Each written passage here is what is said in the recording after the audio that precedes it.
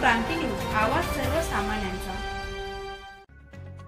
दिनांक 18 जुलै रोजी मध्यरात्रीच्या सुमारास नाशिक शहराच्या अंबड परिसरातील इंडियन बँकेच्या शाखेत चोरट्यांनी बँकेत गॅस कटरच्या साहाय्याने स्लॅब फोडून दरोडा टाकण्याचा प्रयत्न केला। बँकेतील लॉकर्स तिजोरी लुटण्याचा चोरट्यांचा प्रयत्न असल्याचं निदर्शनास आलं आहे। ही घटना रात्री 2 वाजता घडल्याचं बोललं जात आहे। या घटनेची माहिती मिळताच पोलिसांची 3 पथकं दरोडेखोरांच्या शोधासाठी रवाना करण्यात आली आहेत। या घटनेनंतर घटनास्थळी पोलिसांचा मोठा बंदोबस्त पाहायला मिळाला। वर्षभरातच या बँकेत हा दुसरा मोठा दरोड्याचा प्रयत्न असल्याचं सांगण्यात येत आहे। महाराष्ट्र क्रांती न्यूजसाठी मुख्य संपादक प्रकाश बागुल, अंबड, नाशिक।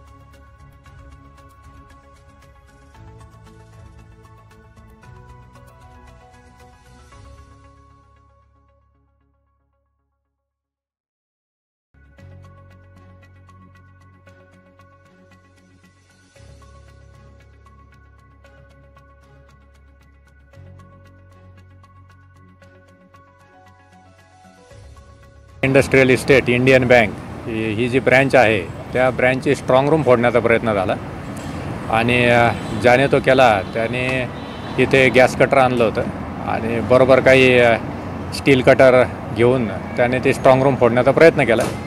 आता बँकेचे अधिकारी आलेले आहेत, फॉरेन्सिक टीम आलेले आहेत, आम्ही त्यातले पुरावे गोळा करतो आहे आणि बँकेचे अधिकारी येत आहेत, काही आलेत, ते काही त्यांचं काही ऐवज गेला आहे की नाही ते चेक करत आहेत सध्या।